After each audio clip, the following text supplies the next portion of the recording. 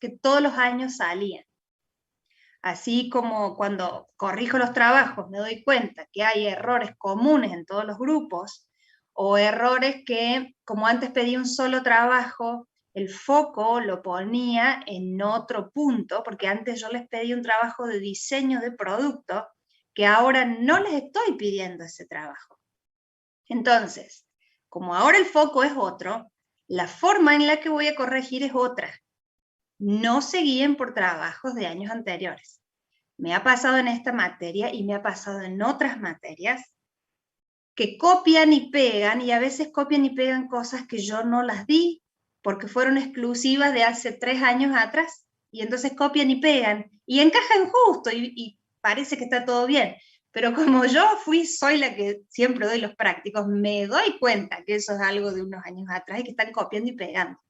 Entonces, por favor, lean las consignas, respondan lo que yo les estoy pidiendo y no se guíen de años anteriores.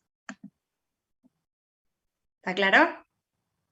Así después a la hora de corregir no tienen problemas porque van a decir, ¿por qué al trabajo del año pasado le puso 10 y a mí me está pidiendo que lo rehaga? Bueno, porque el año pasado tenía otra condición diferente. ¿Sí? Leo acá un chat. Bueno, no sé de quién es el chat que me está escribiendo, me parece que es Fátima. ¿Fátima puede ser? Bárbaro, Fátima, no hay problema si no estás con cámara. Bueno, vamos a empezar entonces con la clase de hoy. Voy a ir haciendo preguntas a algunos de ustedes sobre cuál fue el tema que vieron con el ingeniero resónico, así podemos largar con el práctico de esa materia. Manuela Poma, ¿me contarías qué es lo que vieron? Profe, estuvimos analizando los distintos aportes de Michael Porter y de Jim Collins, o sea, de unos videos que nos subió el profe sobre Sí. las estrategias de las organizaciones y demás, los factores, y bueno, Bien. estuvimos dando vueltas sobre eso. Bien. Y sobre Michael Porter, a ver, otra alumna, Macarena Martínez, sobre Michael Porter, ¿hasta dónde pudieron profundizar? Vimos lo de las fuerzas de Porter y un poco hablamos sobre la estrategia, que bueno, era básicamente el contenido de los videos. Bien. Sobre las fuerzas de Porter, ¿hasta dónde profundizaron? Vimos lo de las barreras de entrada y de salida, y hablamos de una de las fuerzas que creo que era la de los consumidores. O sea, no nos adentramos en todas. Bien, perfecto. Eso tiene que ver un poquito más con estrategia. Pero bien. Angelo Lorenzati, ¿algún aporte que puedas hacer a tu compañera?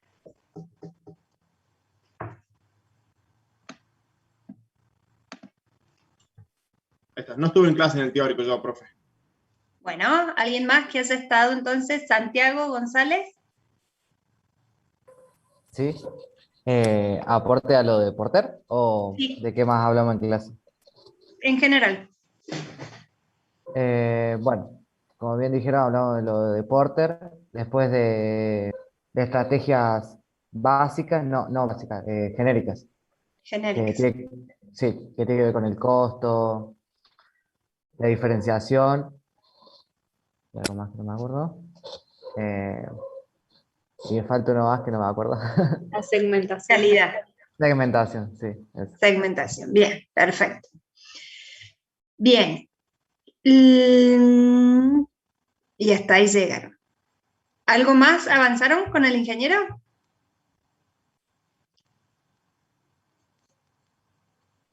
Y después, al final de la clase, nombramos una herramienta, Pestel. Digamos, vimos cuál era su significado y la utilidad, pero fue más eso, nombrarla simplemente. ¿Qué herramienta fue que no escuché? ¿Se cortó? Estel. Sí, que era política, no recuerdo bien todas las siglas, política, economía la hice, no me acuerdo, sociedad, si era tecnología, ecología. Bien, perfecto, muy bien.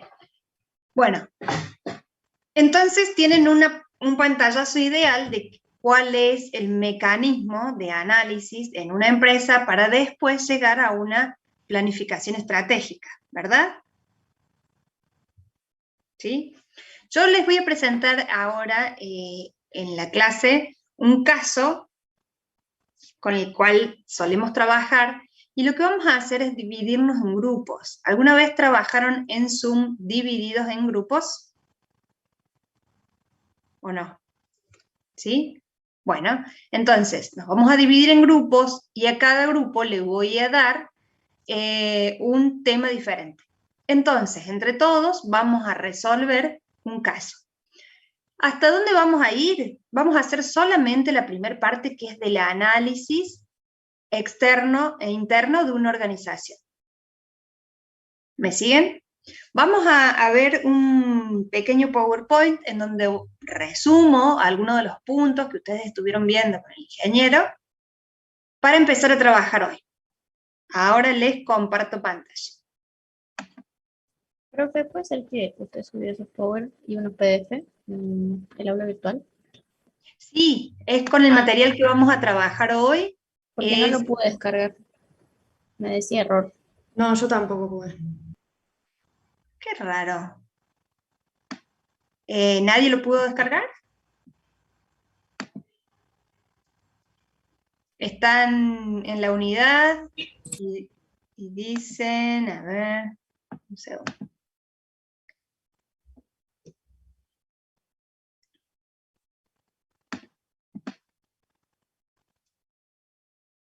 En la unidad 3, en trabajos prácticos de unidad 3 y en tendencias. ¿Nadie lo pudo descargar? No, profe. Bueno, qué raro. Ahí. Profe, con el Sí. material del teórico y los videos había pasado lo mismo. No sé si... No, o sea, no sé por qué, pero pasó igual, digamos. Ahora estoy. Ajá, mira, no lo baja. ¿Saben qué? Debo tener que volver a subirlo.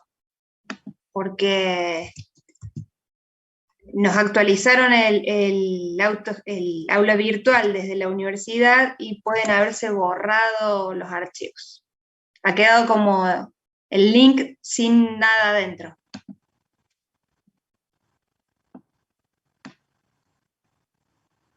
Bueno, vamos a hacer otra cosa para acelerar acá.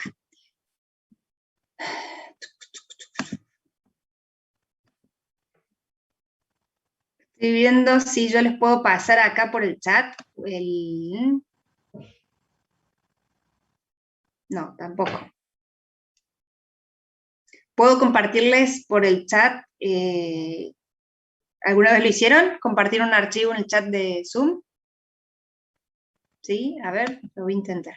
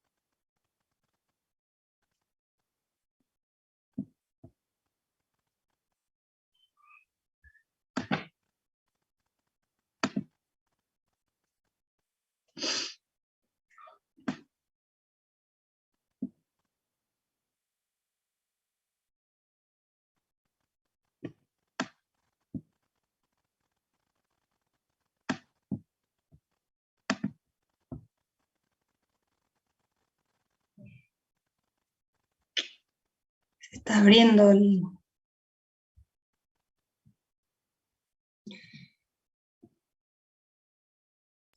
Profe, ¿Sí? si no, le puedo mandar un mail y me los pasa a mí y yo lo subo al grupo de WhatsApp que tenemos. ¿Qué le Bueno, sirve? a ver, Estoy intentando subirlo, acá está, lo estoy subiendo nuevamente al aula virtual, a ver qué es lo que pasa. Sinergias. Denme un segundo a ver si...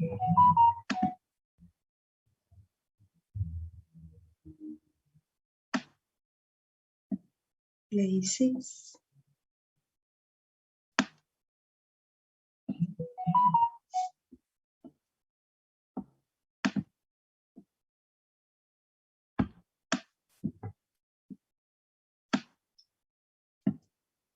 Bien.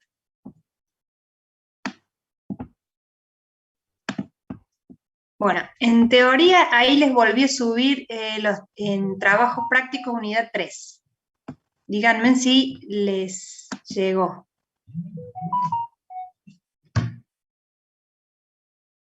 Sí, profe, Sí, ahí profe. Bien. Vamos a trabajar ahora con el caso de Glacis.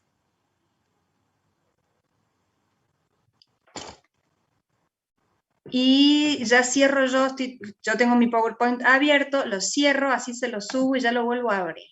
Disculpen esta demora que no estaba planificado. Yo chequeé que estuviera la información, no sabía que no lo podían bajar.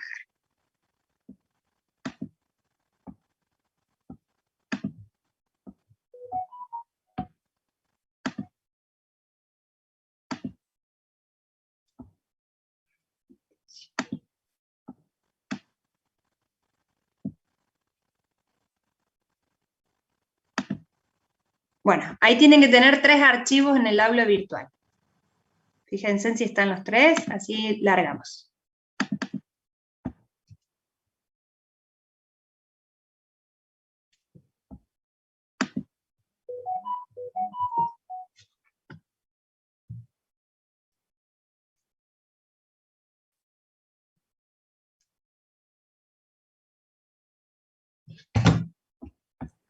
Sí, profe, se ven bien.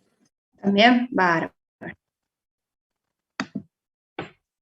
¿Se le descomprimió también el PowerPoint? Porque a mí me descomprime solo los PDF. Me falta un archivo, digamos. Sí, me lo abrió solo.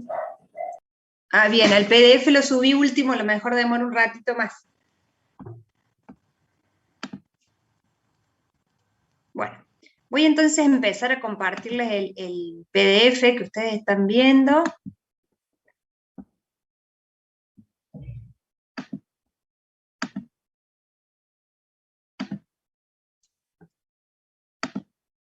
Bien.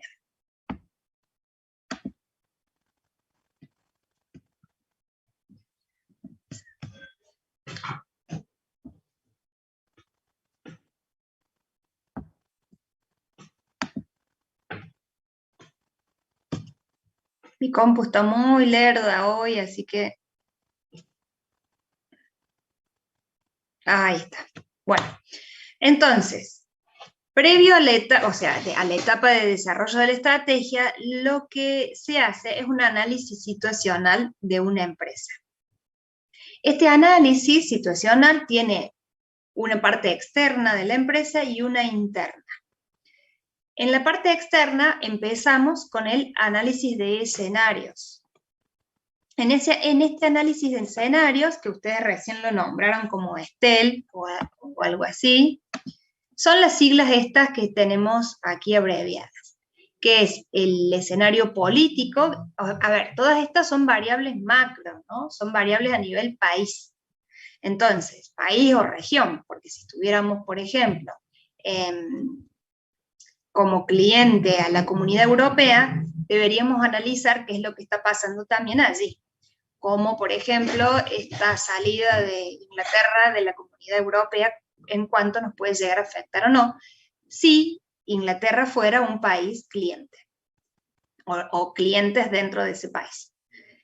En nuestro país, en el análisis político, se pueden incluir cuál es la estabilidad política a largo plazo, o, por ejemplo, hay mucha influencia sobre los periodos electorales o los cambios de gobierno y qué es lo que ocurre ante estos cambios. Admito a un compañero y continúo. En el análisis económico pasa lo mismo, hay que evaluar tendencias económicas. Desde nuestra mirada como ingenieros no tenemos las herramientas para hacer un análisis económico profundo, entonces a este punto no lo incluyo yo dentro del análisis que generalmente pido, porque nos excede como materia, pero está claro que hay que realizar el debido análisis. Ustedes también mencionaron que a la E podemos hablar sobre la economía ecológica o la ecología que dentro del país, dentro de la región, y cuáles son las tendencias en términos de ambiente que hay en ella. En el análisis de escenarios tecnológicos, tenemos que evaluar cuáles son los cambios en la tecnología, tanto del producto como la tecnología de elaboración en el proceso productivo. Hay que hacer evaluaciones sociales y culturales, porque siempre cuando pensamos en abastecer el mercado, acá lo tenemos que ver muchísimo desde esta metáfora de los organismos vivos, en donde tenemos mucha influencia del mercado y de nuestros clientes. Por lo tanto, los cambios en la sociedad, los cambios culturales, estas nuevas movimientos ambientales, o ahora está, no sé si alguien está dentro de la provincia de Córdoba, si alguien leyó, esto es algo muy viejo, chicos, leyó el diario, no sé si leen el diario, pero en el diario de ayer justo hay una nota sobre estas nuevas tendencias de productos que tienen que ver con la economía circular. Bien, entonces, todas estas nuevas tendencias que tienen que ver con los cambios sociales, culturales y de los gustos de los consumidores, son materia de análisis cuando hablo del escenario en el que está la empresa posicionada, en el mercado en el cual está posicionada. También se hace un análisis desde la legalidad, y ahí en la legalidad podemos incluir las políticas, las leyes ambientales de cada provincia, bueno, las leyes en relación a laborales, a sindicatos, todo el ámbito legal. Y también, muy importante, analizar el crecimiento demográfico. Cuando hablamos del crecimiento demográfico, no solamente en la ciudad en la que está la industria, sino en dónde están cada uno de sus clientes y potenciales clientes. Hacemos un análisis para evaluar cuáles son los cambios en determinadas regiones. En qué regiones hay más crecimientos que otros. Por ejemplo, con esto de la pandemia, se ha dado en muchas urbanizaciones grandes, tanto en Europa, en Estados Unidos, y en Buenos Aires también, en Argentina, de que la gente que vivía en las grandes ciudades, en los grandes aglomerados, ha empezado a migrar en porcentajes mínimos, pero que hace años que no se daba esta migración hacia el interior. Por supuesto que hoy, de la mano de el internet, de la posibilidad de trabajos a distancia y demás, ha permitido de que haya gente que migre hacia el interior o buscando un poco más de aire libre, de espacio que en las grandes ciudades no tienen. Entonces, esos pequeños cambios sociales y culturales y demográficos pueden tener una fuerte influencia dependiendo de cuál sea el producto y el sector de la industria en la que yo estoy. ¿Sí?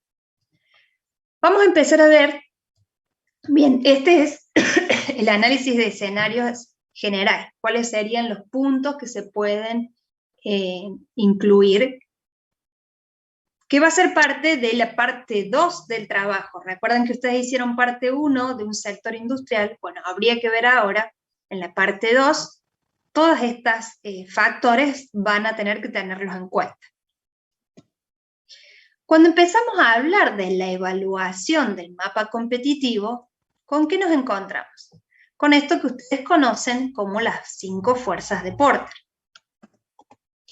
¿Cuáles son estas 5 fuerzas de Porter? ¿Lo vieron esto? ¿Lo tienen con claridad? Más o menos. Bueno, Porter establecía de que en el mercado en el que estoy operando existe una rivalidad entre los competidores. La mirada de Porter es siempre esta de, como de la ley de la selva, en donde el que tiene mayor poder es el que triunfa, el que tiene mayor fuerza es el que va a salir adelante y va a tener éxito. Esa es una mirada, la de Porter. Y es la mirada de el comercio y un poco del capitalismo. Hay otras miradas que me parece que se las estuvo nombrando el ingeniero Resónico, que tienen que ver con las estrategias de Océano Azul. ¿Hablaron sobre esas estrategias o no? Un poquito. Bueno, las estrategias de Océano Azul... Uy, perdón. Admito un compañero. Las estrategias de Océano Azul son aquellos en que no tienen una competencia directa, como en este caso nos está planteando Porter, sino que plantean en un mercado disruptivo. Por ejemplo, es el caso de el Cirque du Soleil. ¿Conocen el Cirque du Soleil? ¿Han escuchado hablar? Bien. Dentro del mercado de los circos, del tradicional circo que tenía payasos, malabaristas y demás, el Cirque du Soleil hizo una, por eso le llaman estrategia de Océano Azul, que es una estrategia en donde pueden nadar tranquilos y no tienen competencia, porque el Cirque du Soleil no tiene otros circos que compitan de igual a igual. Entonces, eso es Océano Azul. Y le llaman Océano Azul porque compiten con este Océano Rojo de Porter, sería, en donde hay una competencia por tener mayor poder y por posicionarme por sobre otro. Porque hay muchos empresas o comercios, industrias que están vendiendo el mismo producto. Entonces hay una competencia de fuerzas para tener la mayor cantidad de clientes y el mejor posicionamiento en el mercado, que no solamente tiene que ver con el cliente, sino que Porter lo ve desde estos 4 cuadrantes. Están los clientes, están los proveedores, y acá interviene la fuerza entre esta industria y el proveedor, o los proveedores. Y mencionan a 2 fuerzas más. Estoy leyendo acá en un chat. Cuando hablen en el chat, escríbanlo para todos, así todos podemos saber, a no ser que sea algo puntualmente para el docente. Dice, ¿puede ser que el Océano Azul lo que quiere o está haciendo personal con Cablevisión y Telecom? No. Océano Azul tiene que ver con una estrategia disruptiva y que no tiene competencia. En su momento fue Océano Azul también Crocs. Cuando salieron las Crocs no había competencia de algo igual. No era una zapatilla, no era una hojota, era de un material totalmente nuevo, tenía un diseño bastante particular. Tengo que decir que las primeras veces que vi una Croc era, eso nos vamos a poner. Finalmente todos salimos usando Crocs. Fue un mercado disruptivo, era algo nuevo. Es considerado también una estrategia de Océano Azul las nuevas tendencias de los relojes Swatch. ¿Los conocen a los Swatch? ¿Sí? Que, bueno, el rubro de los relojes nos había quedado un poco en el tiempo y ellos salieron imponiendo el reloj como un elemento de diseño. Ya no me interesa solamente ver la hora, sino que lo que me interesa es el diseño y la tendencia como un elemento de moda. Entonces, esa estrategia es considerada Océano Azul, porque los otros proveedores de relojes no tenían esa mirada de moda, sino que lo que importaba era que me dieran la hora exacta. Entonces es correrse del foco y ser únicos en un sector. Manuel, ¿queda claro el ejemplo?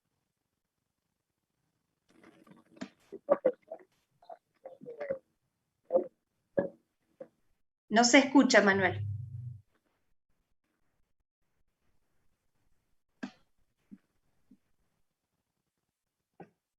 Bueno, avanzo entonces. En este mapa, que es lo que me plantea Porter, a ver, anda mal el micrófono, no hay problema. En este mapa competitivo que nos plantea Porter, establece estos 4 cuadrantes para hablar sobre la rivalidad de los competidores de un sector. Me habla de los proveedores y en este caso, como nos habla de fuerzas de Porter, pensémoslo en términos físicos. ¿Recuerdan un ejercicio de física en donde yo tenía un objeto y le tiraba con fuerza hacia un sector o con fuerza hacia el otro? Podíamos medir el vector fuerza. Acá pasa lo mismo. Acá tenemos que llevar a esa mirada de intentar encontrar cuál es la fuerza de mayor peso entre proveedores y, en este caso, mi industria. Lo que vamos a hacer es ver un caso de unos helados, que es helados Glacis, para posicionarnos en esto de poder analizar las fuerzas de Porter. Entonces, cuando hablamos de los proveedores, tenemos que hablar de los distintos tipos de proveedores y de cuál es el tamaño o la fuerza que tengo yo como empresa para el proveedor. Por ejemplo, si en el caso de que vamos a ver, de Glacis, que es una empresa que fabrica helados, productora de helados. Uno de los proveedores son proveedores de esencias y sabores. Ese proveedor de saborizantes es un proveedor internacional, con sede en otro país, que vende en la Argentina también. Entonces, ¿cuál es el poder que tengo yo como empresa para negociar con mi proveedor?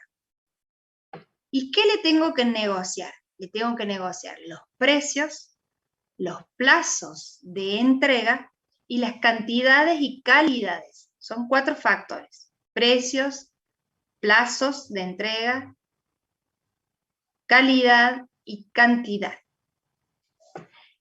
Cuando yo como empresa tengo mucho poder sobre mi proveedor, es decir, para mi proveedor soy un cliente muy importante, puedo establecer determinadas pautas y determinados precios. Tengo una fuerza de competencia con mi proveedor que, si yo, cliente, o yo, en este caso, fábrica de helados, soy poderoso, voy a poder tener un mejor precio, una mejor calidad y de asegurarme una disponibilidad de producción y del plazo de entrega.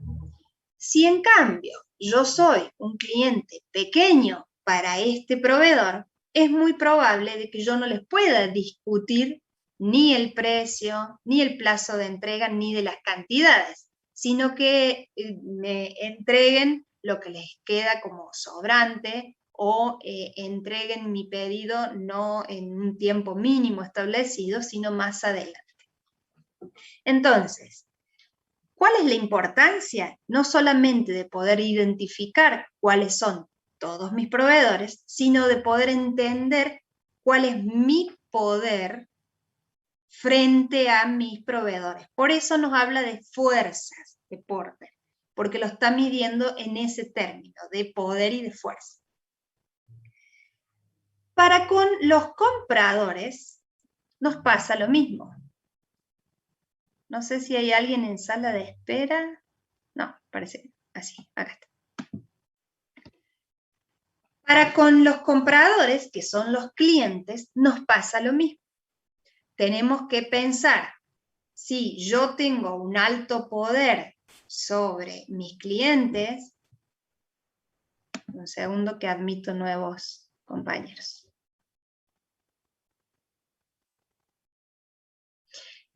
Si yo tengo mucho poder por sobre mis clientes, o por el contrario, necesito de estos clientes. Y ahí va a ir nuevamente lo mismo. ¿Quién es el que está fijando el precio, la calidad, el plazo de entrega, la disponibilidad? Eso tiene que ver en el canal con mis clientes. Por ejemplo, yendo a un bien preciado, si yo me quiero comprar un helicóptero, yo persona, me quisiera ir y comprar un helicóptero, ¿cuál sería mi poder para con una fábrica de helicópteros? A lo mejor es una fábrica de helicópteros que tiene a clientes muy exclusivos y entonces el cliente personaliza el helicóptero con determinados parámetros que quiere. Así también, si yo puedo establecer calidad, porque estoy requiriendo calidad, el proveedor de helicópteros puede, y lo más probable, va a fijar precio. Porque si yo voy a pedir determinada calidad personalizada para mí, el proveedor va a decir, bárbaro, yo te hago el helicóptero pedido, pero yo voy a fijar precio. Es distinto cuando hay otros bienes de consumo en donde los precios no se fijan de esa manera, sino que los clientes, un bien de consumo de supermercado, por ejemplo, un paquete de arroz, no pueden fijar un precio muy superior. ¿Por qué? Porque rápidamente los clientes dejan de comprar este producto caro y lo reemplazan por otra línea, de otra marca de arroz, por ejemplo, y entonces el poder está en manos del cliente. Si el cliente dice, chau, me voy de este producto y compro un sustituto o uno igual, pero de otra marca, el poder está todo en manos del cliente y no en manos del productor. ¿Se entienden esas diferencias? Nuevamente, en este caso, tengo que poder entender cuál es la fuerza que tengo yo por sobre mis clientes con estos parámetros. Calidad, admito alguien. La calidad, el precio, el plazo de entrega, ¿sí? Y ahí tiene que ver con la cadena de distribución. ¿Cómo llego yo a mi cliente? ¿Llego a los clientes de manera directa? Y generalmente nosotros como clientes no compramos directamente en una fábrica, sino que hay una cadena de intermediarios. Dependiendo en dónde esté el cliente, va a ser la cantidad de intermediarios. Si es una empresa de otro país, o si es una empresa que esté en otro sector de nuestro país. Por ejemplo, hace un tiempo atrás, no sé si ustedes lo van a recordar, pero hace unos 10 años atrás, cuando salió el jugo Citric, ¿lo ubican al jugo Citric? ¿Sí? ¿Hay alguien de Tucumán que nos va a poder contar algo? ¿O no? ¿Hay algún alumno de Tucumán? ¿No? Bueno. Cuando salió el jugo Citric, que se produce en Tucumán, tenía una cadena de distribución muy específica que era a través de determinados supermercados se conseguía, únicamente en algunos supermercados, porque eran los pocos clientes que tenían, y estos supermercados con cadena los empezaron a distribuir. Después, con el tiempo, cambiaron esa modalidad de distribución, la llegada al cliente, y se masificó, cambiaron sus distribuidores, ya no solo fueron grandes supermercados, sino que fue toda una red de distribuidores, y hoy al Citric lo pueden conseguir en los kioscos, en el supermercado, en la estación de servicio y en muchos lados más. Pero en su momento, en el inicio, tenían una cadena de distribución muy pequeña. Profe, ¿Sí? eso de que tenía una llegada pequeña era porque ellos eligieron o ningún súper no se puede masificar porque nadie los aceptaba. La verdad que no conozco la estrategia puntualmente de Citric, no la conozco. Supongo que fue en los inicios que también deben haber tenido poca producción, pero al ser un producto nuevo, no es que yo voy a tener un producto nuevo y digo, bueno, lo voy a vender en todos los supers y cuando vas a ofrecer, todos te van a decir, bueno, sí, te compro. Sino que lograr como clientes a los supermercados, a las estaciones de servicio, a las distribuidores, lleva su tiempo, su trascendencia, que conozcan la marca y que el producto llegue al consumidor final y lo solicite. Es una cadena que lleva un tiempo largo, no es que rápidamente llego al consumidor final. ¿Sí? Sí, sí. Bien. Después tenemos otros dos gráficos más que tienen que ver los potenciales entrantes y los productos sustitutos. Y me voy a detener primero en los productos sustitutos. ¿Quiénes son los productos sustitutos? Bueno, para entender esto tengo que entender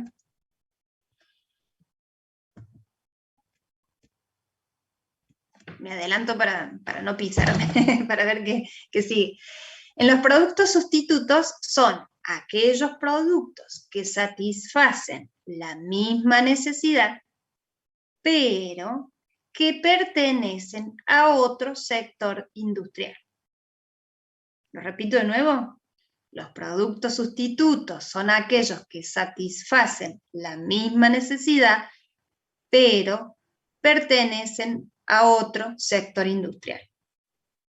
El ejemplo típico y de libro para un producto sustituto es, hace años atrás, todas las casas, cuando se construían con cañerías para agua de metal.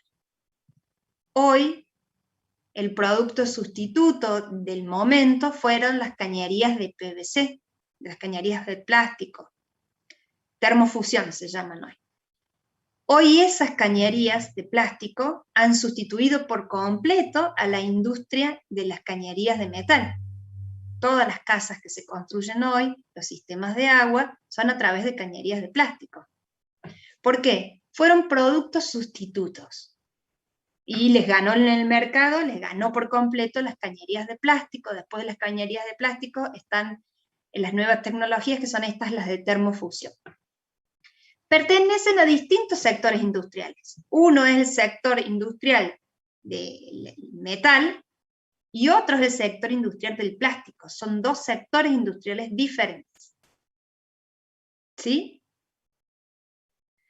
Cuando hablamos de productos sustitutos, tenemos que tener en claro la necesidad que está satisfaciendo un producto y el cliente, por qué otra cosa lo puede reemplazar.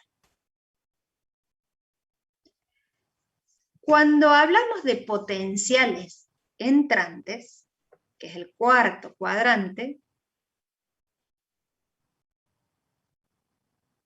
bien, acá me salté una parte.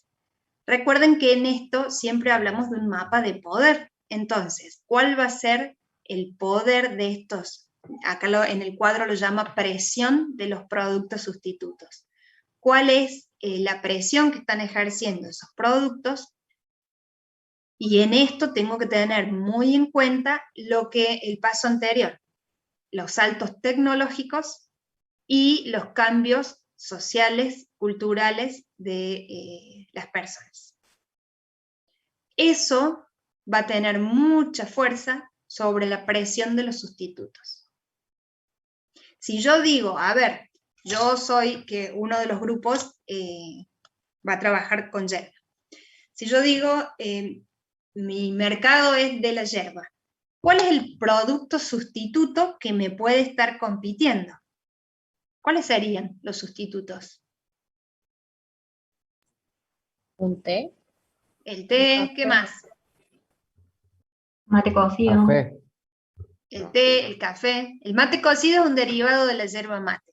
Ese no lo vamos a dejar, lo vamos a sacar. Porque el producto sustituto, recuerden que es otra industria, ¿sí? Entonces el café, puedo hablar de, no sé, una leche chocolatada, un licuado, otras opciones que responden a otra industria.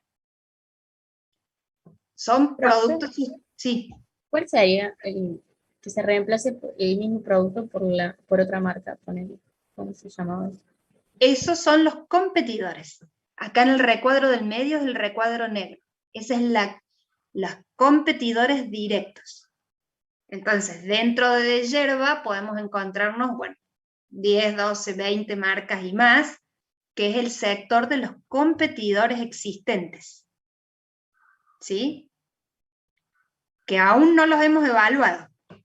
Estoy evaluando proveedores, clientes, productos sustitutos que pertenecen a otro rubro industrial, y nos quedan potenciales entrantes. ¿Quiénes son los potenciales entrantes? Otras industrias que se dedican a otros productos y negocios, pero que pueden desarrollar la tecnología o tienen el poder para ingresar en el mercado en el que yo estoy. ¿Podría repetirlo, profe? ¿Cómo era? Uy, me lo digo de memoria y no lo puedo decir igual, pero bueno, los potenciales entrantes son industrias que pertenecen, bueno, empresas que pertenecen a otro sector industrial, pero que tienen el poder económico, financiero, para penetrar en el mercado en el que yo estoy. Por ejemplo, vamos a irnos nuevamente a helados. Hasta hace unos años, el mercado de los helados era bastante estable, pero hubo un potencial entrante que fue potencial un par de años, porque se corría el rumor, hasta que ingresó. ¿Y qué fue? Arcor. Arcor es una empresa dedicada a alimentos, a golosinas, a caramelos, bueno, tiene todos otros sectores, pero que tenía la capacidad, tanto financiera y económica como de mercado, y acá está también la clave, la distribución, ya tenían hecho el caminito de distribución y de llegada al cliente, y un día dijeron, bueno, a partir de ahora entramos en el negocio de los helados. Y entonces desarrollaron todos estos helados Arcor, que son Bonobón, Toffee y demás, que son las mismas marcas de sus productos de golosinas que la volcaron al rubro helados. Entonces, en su momento, ellos fueron potenciales entrantes. Hoy podemos hablar de lo mismo. Por ejemplo, si yo fuera la empresa Citric, por ejemplo, ¿no? Yo fuera la empresa Citric, ¿quién podría ser un potencial entrante?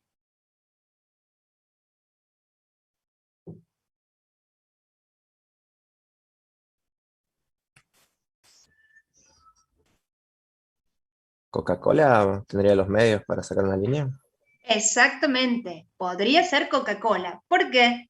Porque tiene el marketing, tiene los fondos necesarios, tiene el canal de distribución y tiene clientes en ese sector, porque sería una bebida. Entonces, es como que tiene todo el mercado conocido.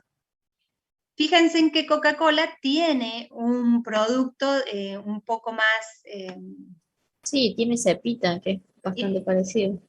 Sí, aunque los fieles, acá estoy yo, fiel usuaria de Citric, consumidora de Citric, no, el cepita nada que ver, porque el Citric es jugo de pulpo exprimido, y el cepita tiene saborizantes, es artificial. Los clientes lo podemos defender. No, pero si quisiera Coca-Cola, podría ponerse una planta y hacer un jugo para competirle a Citric.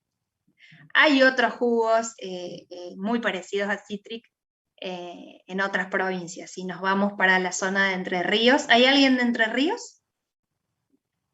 ¿No? ¿No tenemos alumnos de aquella zona? Si nos vamos para aquella zona, vamos a encontrar con que hay otras empresas que hacen productos muy parecidos porque allá tienen las plantaciones de naranja y que venden, tienen su circuito de clientes y de distribución, pero tal vez dentro de la provincia de Entre Ríos y no tan masivo. Permítanme leer aquí, Arcor también tiene los medios y tiene a la campañola y a los jugos BC. También podría ser Arcor un potencial entrante del sector de los jugos como Citric. ¿Sí? ¿Queda claro entonces quiénes son los potenciales entrantes? Y todas estas fuerzas también están ejerciendo su poder en los competidores existentes.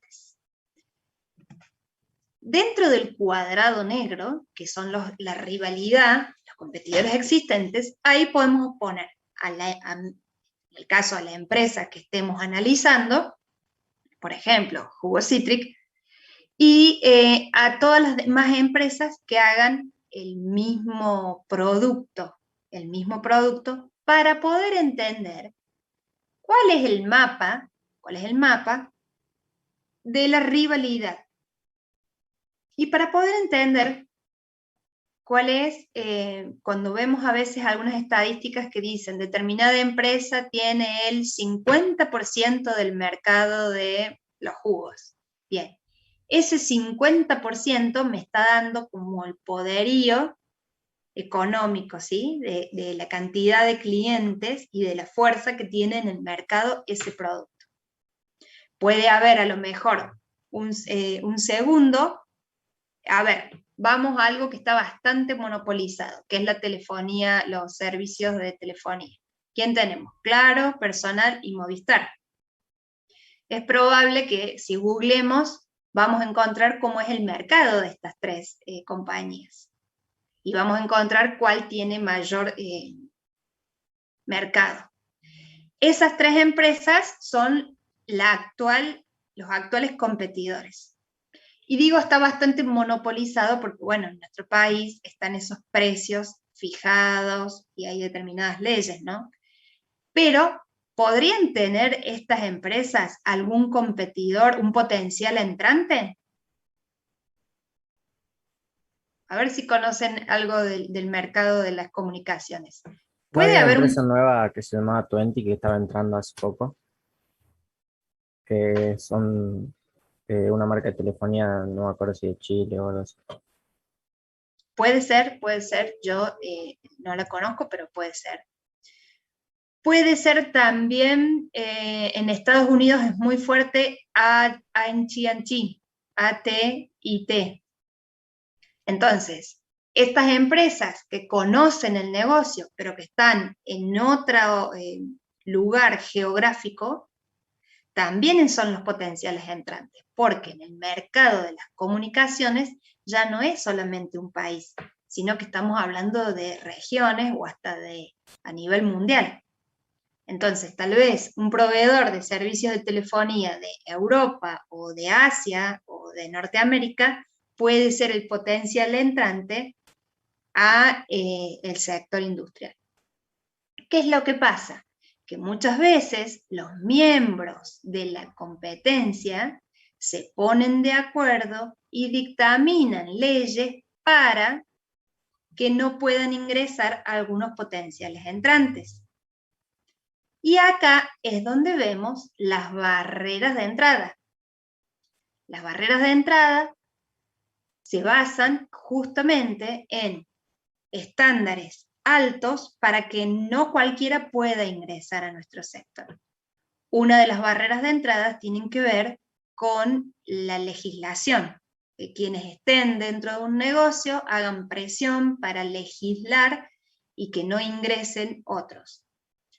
Pueden ser también las cantidades, es decir, la escala de producción. Para que un potencial entrante pequeño no pueda ingresar al sector, sino que tenga que tener el poderío suficiente para competir de igual a igual a una gran escala de producción. Y hay otras barreras que tienen que ver con lo que el ambiente, con la tecnología, los costos tecnológicos. Esto ocurre, por ejemplo, con las automotrices. No es fácil decir quién va a ingresar, quién sería un potencial entrante en el rubro automotriz. ¿Por qué? Porque una planta automotriz tiene una barrera de entrada muy alta porque tiene costos tecnológicos muy altos. Entonces, es un sector en el que no vemos comúnmente que todos los años surja una empresa automotriz nueva. Sí podemos ver fusiones de marcas, que Fiat la compró no sé quién y hubo fusión de marcas, pero no vemos nuevos entrantes de sectores. Eso es porque tienen unas barreras de entrada muy altas. Y así como están las barreras de entradas altas, están las barreras de salida, que son aquellas facilidades para, si el negocio lo querés cerrar o lo querés vender, cuáles son las posibilidades de venta de un sector. Por ejemplo, dentro de la industria del aluminio, hay un negocio que tiene una barrera de entrada baja y una barrera de salida baja, que es las fábricas de aberturas de aluminio. ¿Por qué? Porque no se necesita una tecnología tan costosa para empezar a producir aberturas de aluminio, y en el caso de que quiera cerrar el negocio, tiene una llave, digamos, una barrera de salida baja, porque se pueden vender las herramientas y se vende la materia prima, que se pueden conseguir más fácil los clientes que pueden comprar eso. Entonces ese es un mercado con barreras de entrada y de salida bajas. ¿Sí? Hasta ahí les quedan claros estas fuerzas de Porter.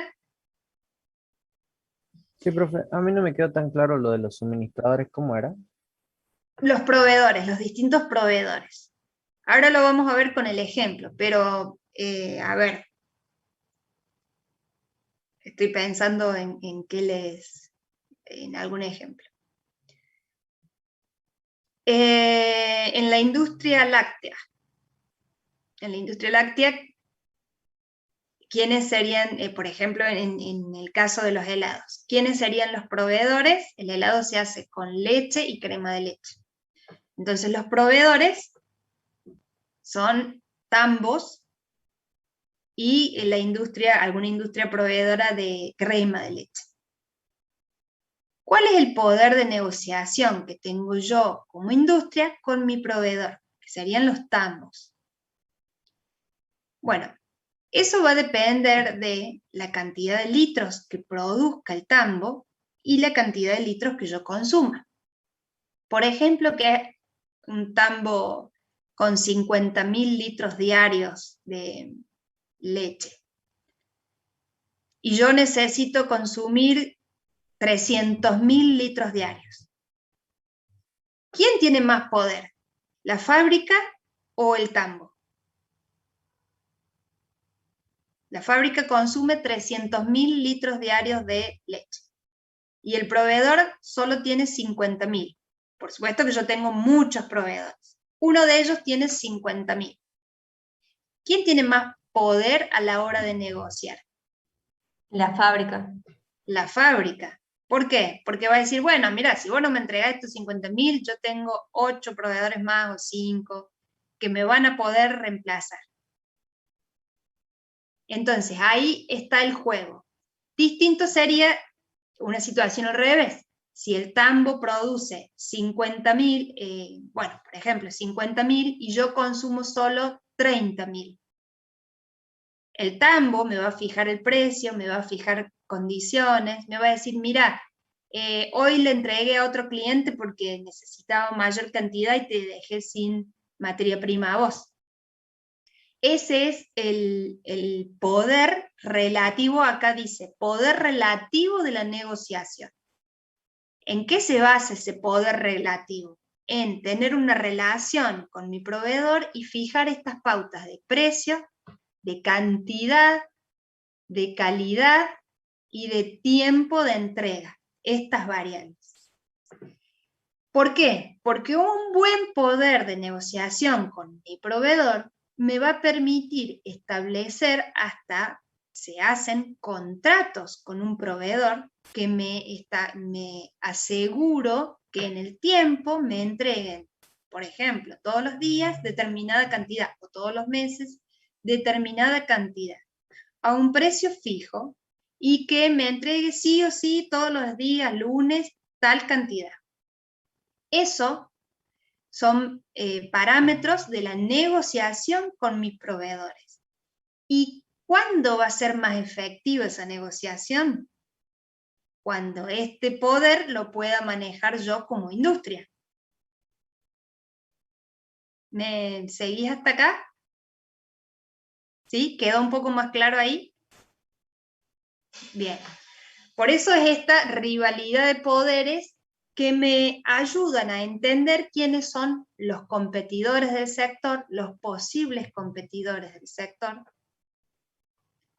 y cuál es mi mercado con los clientes y para con los proveedores, cuál es mi relación. Bien, ¿podemos avanzar? ¿Les queda un poco más claro esto? ¿Sí?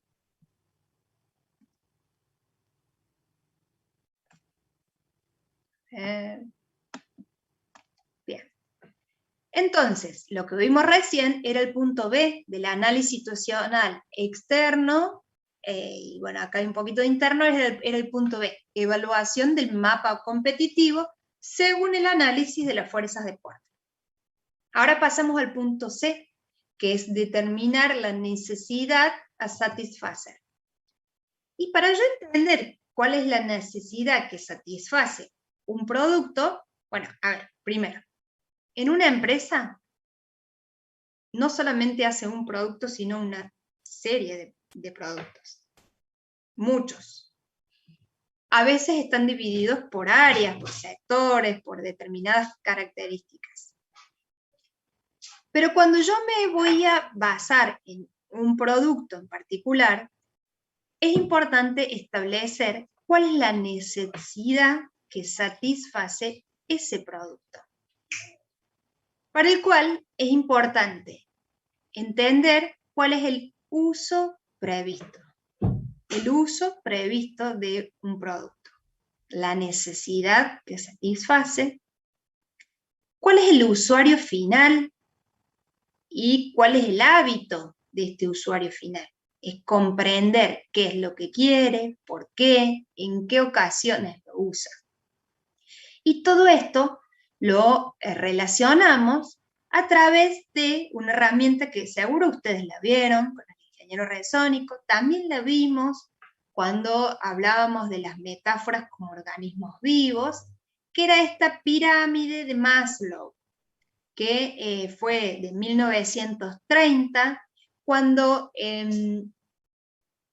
recuerdan después de la metáfora de los organismos como máquinas, en donde únicamente veían al ser humano como un proveedor de fuerza, por eso los comparábamos con una máquina, empezaron a entender que las personas no eran partes de una máquina, sino que tenían sus necesidades. Se puso al hombre un poco más en el centro y cuáles eran sus necesidades.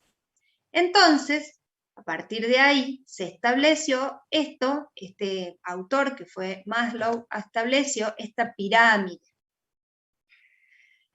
¿Recuerdan que esto lo vimos conmigo?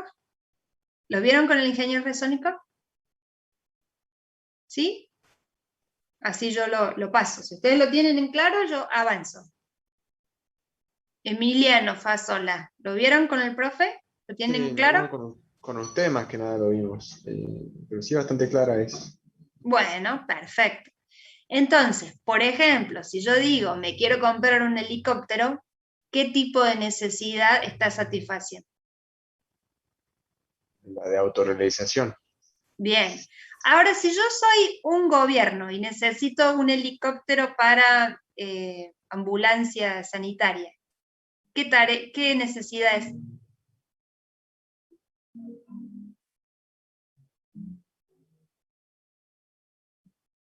Una necesidad básica vendría a ser, fisiológica. Sí, o de seguridad, porque hay alguna causa allí que necesito con mayor seguridad. Puede ser una básica, depende de la situación en la que se encuentra. Pero fíjense en cómo el mismo producto y tal vez el mismo proveedor cambia por completo cuando es una necesidad o la otra. ¿Se entiende? Cuando lo vimos también en el caso de la ropa, que yo les decía, a ver, si yo me compro una remera, no me acuerdo, Louis Vuitton, ¿cuál es la necesidad que tengo? O decir, tengo que comprarme una remera mangas cortas porque llegó el verano y no tengo. ¿Cambiaba la necesidad en un caso y en el otro? ¿En qué situaciones un usuario utiliza nuestro producto?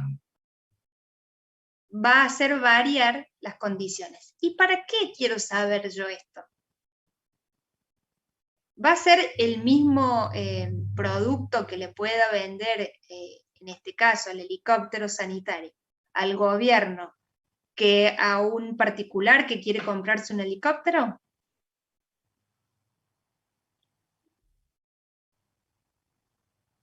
Y no, tal vez a la particular lo personalice, lo haga del color que quiera, le ponga determinadas, no sé, luces LED, no sé, determinada tecnología y detalles que este particular quiera, y al gobierno es un helicóptero sanitario y entonces el producto cambia, va a ser otro, va a tener que tener la posibilidad de subir una persona con camilla, el paramédico, que esa camilla esté asegurada, que va a ser otro el producto, aunque siempre es el mismo helicóptero.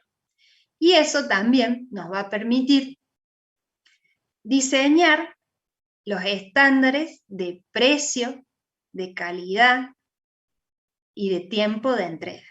Fíjense en cómo todos estos análisis siempre están repercutiendo sobre los mismos parámetros, porque son los parámetros de entrega y de diseño de un producto: precio, calidad, costo, ¿sí? Bien, esto me gustó. Uy, me adelanté. ¿Qué hice? Esto me gustó simplemente porque lo vi en las redes sociales y decían, ¿qué haría Maslow si hubiese creado su pirámide de las necesidades en el año 2020? Y me pareció solamente gracioso entender esto, las necesidades básicas, como hoy Zoom, hoy 2021, si no usamos Zoom, no podemos estar. Zoom, el 4G, bueno, Wi-Fi, y hasta una necesidad básica le pusieron a Netflix. Yo no lo hubiese puesto ahí, pero bueno, acá en el análisis, este análisis lo hace una consultora, que lo hace hace unos años, y es lindo, después si lo googlean lo van a encontrar.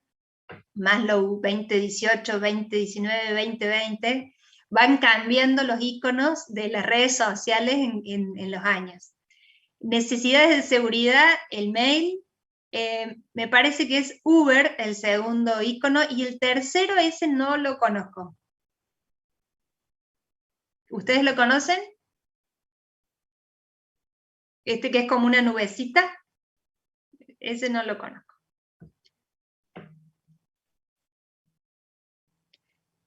No, no lo conocen. Necesidades sociales, Facebook, Twitter, WhatsApp, YouTube. De autoestima, Instagram y TikTok. Y de autorrealización, LinkedIn. Cuando ¿ustedes tienen la red social LinkedIn? A veces es cuando ves los cargos, CEO, no sé qué, y es una empresa unipersonal, pero el cargo es que es el CEO de la empresa, y sos solamente vos. Entonces eso es a lo que refiere con la autorrealización. Como es cuestión de currículum, ahí ponemos todos los títulos, los logros, todo bonito, ¿sí? Esto es nada más a modo anecdótico, pero nos ayuda a entender a más. Seguimos entonces. Avance científico-tecnológico. Acá tenemos que ver, decíamos, las tecnologías, de las máquinas, o sea, quiere decir el proceso tecnológico o la tecnología del proceso en la que estamos trabajando, y también se analiza el ciclo de vida del producto. ¿Vieron con el profe el ciclo de vida del producto? No. Cuando hablamos del ciclo de vida de un producto, esto lo van a entender muy fácil, porque es una analogía del ciclo de vida de una célula. ¿Recuerdan? Cuando veíamos los microorganismos. Entonces, acá lo estamos comparando con las ventas, las utilidades por las ventas de un producto y el desarrollo en el tiempo. Vemos que la primera etapa, cuando uno quiere diseñar un producto, es la etapa de investigación y desarrollo. Hay fuertes pérdidas, en realidad hay una inversión muy grande, hay mucho desembolso de dinero, pero no hay utilidades. Después tenemos la introducción en el mercado de este producto, en el que, si bien acá dice que empieza a haber ganancias en la línea azul y en la parte 2 lo pueden ver, yo ahí no coincido porque hay una fuerte apuesta desde el marketing, la publicidad y demás, que en el momento de la introducción en el mercado es necesario, y por eso aún no se ven utilidades. La tercera etapa es la del crecimiento del producto en el mercado, es decir, se introdujo, empezó a crecer. La cuarta etapa es la madurez, es cuando tengo la mayor cantidad de ventas y utilidades, porque allí puedo amortizar toda la inversión realizada en tecnología, en marketing y en investigación y desarrollo. Tengo un pico de utilidades, y luego las ventas, en la etapa 5, las ventas empiezan a disminuir, hay una declinación de los gustos de los clientes para con nuestro producto, y lo que sigue es la etapa de muerte, decimos la muerte del producto. Este ciclo de vida, que nos parece muy simple tal vez, hay que tener en cuenta en qué estadio se encuentra el producto, en qué estadio se encuentra el sector industrial. Por ejemplo, les decía yo recién, el tema de las cañerías de agua de metal.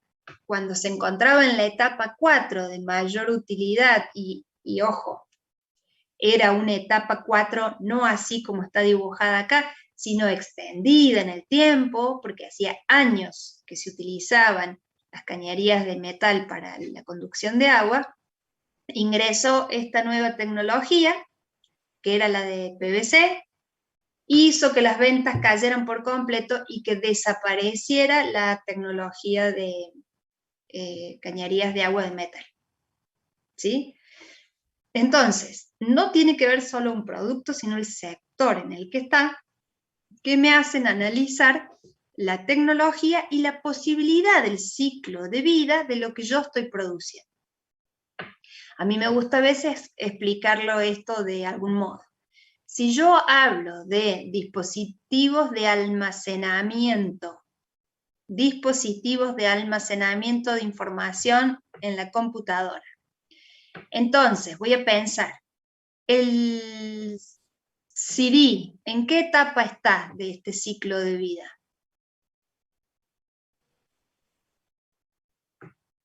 En la declinación. Y tal vez ya murió. ¿Alguien utiliza el CD para guardar información? No, ya no lo usamos más. Fíjense, si hubiera alguna etapa 6, pues tal vez estaría el CD. Si hablamos del pendrive, ¿a dónde está un pendrive?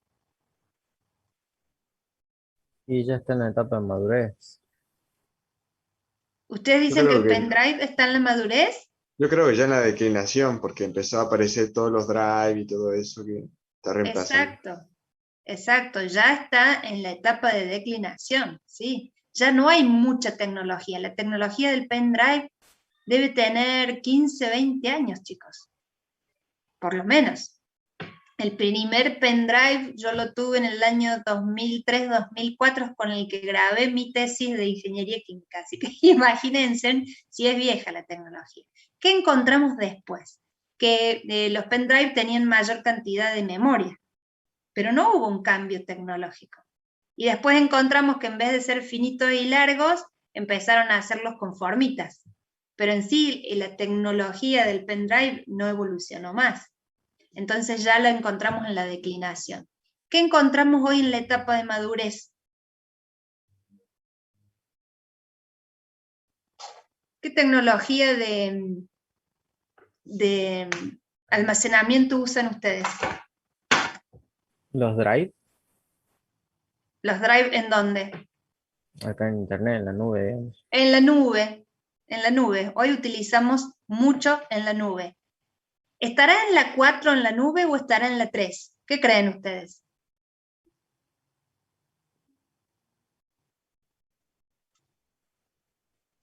En la 3, porque sigue Para mí, todavía. sí, para mí está en la 3 porque no tiene tantos años y porque antes había una sola, no sé si ustedes se acuerdan, pero había únicamente la nube, era Dropbox, ¿se acuerdan? Y hoy ya tenemos otras opciones. Hay varias empresas que proveen, tenemos el Drive del mismo Google que nos permite guardar, bueno, hay muchos correos electrónicos que tienen esa posibilidad. Entonces me parece que estamos en la etapa de crecimiento, todavía no se ha explotado del todo las posibilidades de almacenamiento en la nube. Me parece, yo no tengo mucha formación en tecnología e informática, pero me da esa sensación. Entonces, fíjense en cómo, según lo mismo que estamos analizando, que es la posibilidad de almacenamiento de información, cómo encontramos distintas tecnologías y distintos sectores. No es el mismo proceso productivo para elaborar un pendrive o un CD o almacenar en la nube. Hemos pasado por distintas empresas, distintas industrias, distintos sectores industriales, aunque estamos hablando de la misma necesidad, que es la necesidad de guardar la información. Profe, una duda. Sí. Por ejemplo, que la empresa está en crecimiento, después, bueno, está en etapa de madurez. ¿Puede ser que después pase de nuevo una etapa de crecimiento? Sí, puede ser. Supongo, sería innovación, innova de nuevo, sería. Es que es el PowerPoint que viene. Ahí te lo explico. Me adelanté. Te adelantaste, sí. Una corrección a lo que vos me decías recién. No es la empresa. No estamos analizando la empresa, porque las empresas también tienen su ciclo de vida. Acá lo que estamos analizando es el producto. El producto, o podemos analizar, como en este caso, del guardar información, o sea, lo estamos analizando desde la necesidad del usuario y la evolución del sector o del rubro guardar información, que atravesó a distintas industrias, ¿sí? Distintas tecnologías, porque ahí vemos los saltos tecnológicos y vemos las tendencias de la industria en general. Si yo hoy tuviera una empresa productora de pendrive y sé que se me está muriendo el negocio, bueno, algo tengo que hacer. Es esto que vemos acá, en este cuadro. Hay situaciones en que este ciclo de vida, que veían recién, tienen sustituciones tecnológicas, que es el primer caso. ¿Sí? Tenemos un producto y antes de que este producto ingrese en la zona de declive o de muerte, antes ya empezamos a desarrollar tecnología. Fíjense en esto de la sustitución. Dicen que, y dicen de buena fuente, lo digo, ¿no? Las tecnologías de televisores LED, en realidad, se desarrolló hace más de 20 años.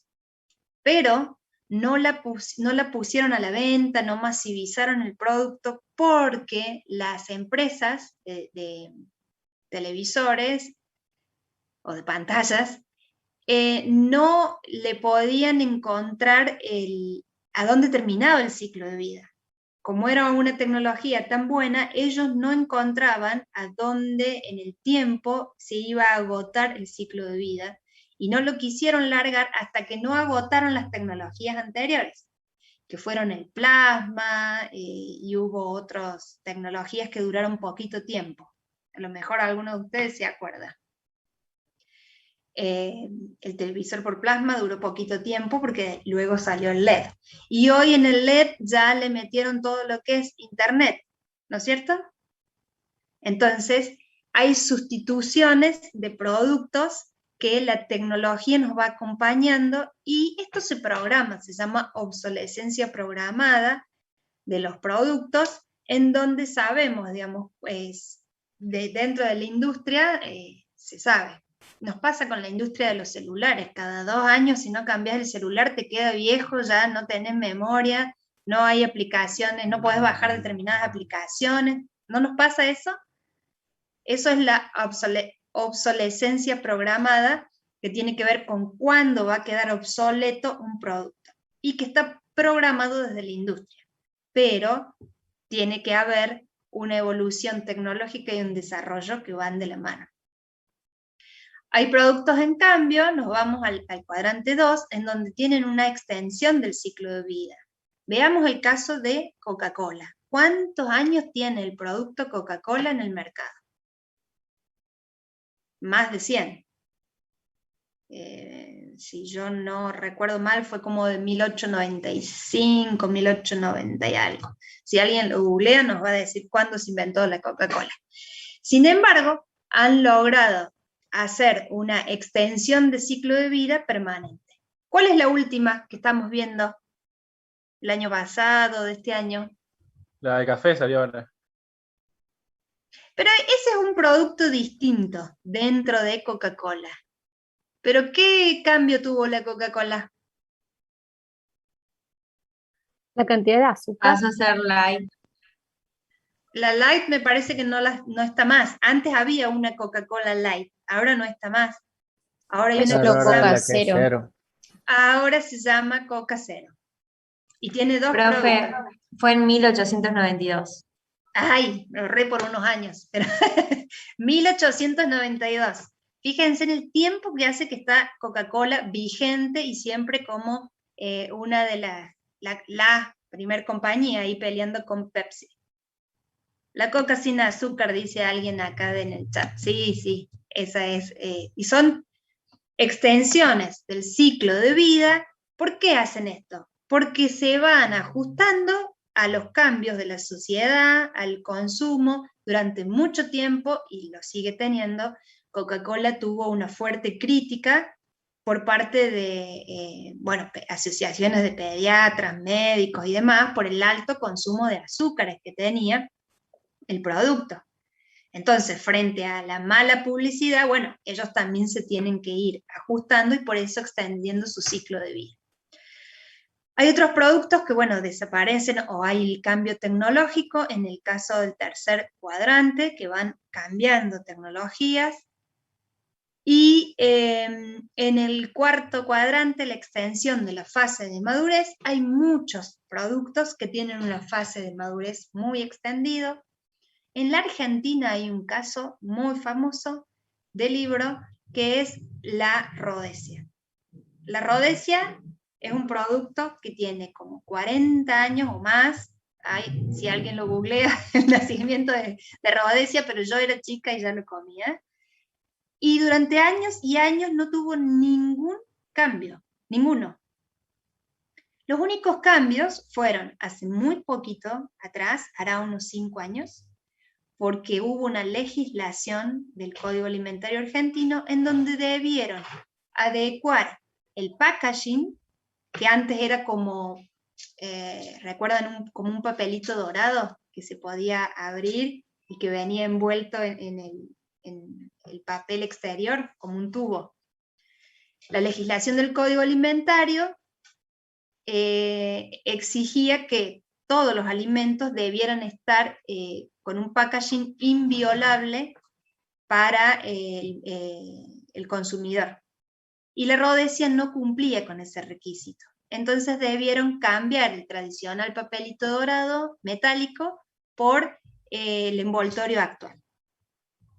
Lo mismo pasó con el bonobón, con el envoltorio del bonobón, que ahora es termosellado en sus extremos.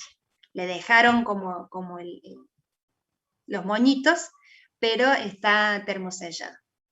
Pero bueno, volviendo a la extensión de la fase de madurez, Rhodesia durante años y años tuvo una extensión de fase de madurez donde no se cambió el packaging, no se cambió el producto, no se cambió los sabores, no se hizo ninguna innovación, porque era un producto con una fase de madurez estable, un mercado conocido, en donde el fabricante conocía y tenía, imagínense, que una fase de madurez extendido, ¿a qué refiere acá?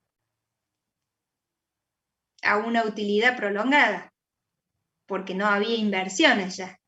Entonces, es por eso que hay productos con una fase de madurez muy extendida. Bien, y hasta acá vamos a llegar hoy. No sé qué hora es, pero las 8. ¿Por qué? Porque ahora les toca trabajar a ustedes. Nos vamos a dividir en los grupos.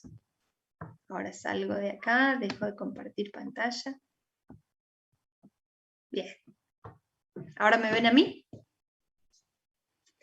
Nos vamos a dividir en grupos para poder hacer, en base al caso de Gleisis, distintos grupos, les va a tocar hacer un análisis distinto. Y yo les voy a dar 10 minutos para que hagan un análisis de los distintos sectores y después vamos a hacer una puesta en común. ¿Cómo vamos a trabajar? Yo les voy a pedir acá, sección de grupos, que ustedes permitir que los participantes seleccionen la sala. Denme un segundo. ¿Cuántos alumnos hay? 31. Bueno, ustedes intenten agruparse como los grupos de que entregaron el trabajo hoy. Por ejemplo, el grupo de Melissa González, que me decía que quedaron 2, bueno, súmense a otro grupo. Yo voy a habilitar acá